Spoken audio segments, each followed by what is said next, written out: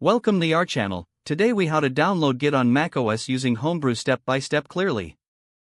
Open your terminal application on your macOS. You can find it in the Applications folder under Utilities. Alternatively, use Spotlight search by pressing Command and space. Type terminal and hit enter. Once the terminal window is open, check if Homebrew is already installed. Type the command brew version and press enter. If Homebrew is installed, you'll see the version number. If not, you need to install Homebrew first. To install Homebrew, paste the following command into your terminal.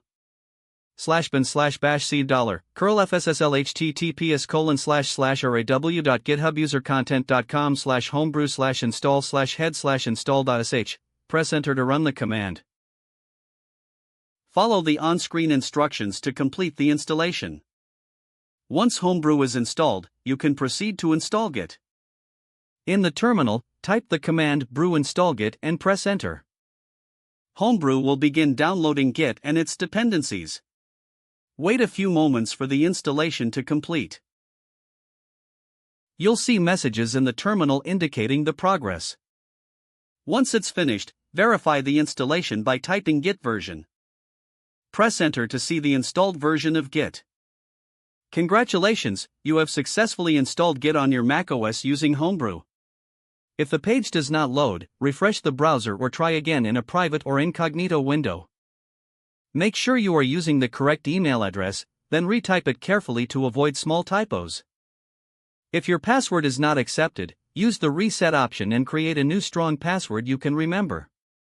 Check your spam folder for verification or security emails, then complete any requested confirmation steps. Enable two-factor authentication if available to improve account security and reduce unauthorized access risk.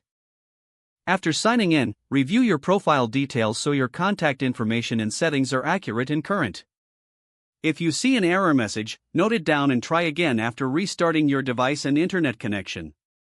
Log out when you finish, especially on shared devices, to keep your account and payment information secure.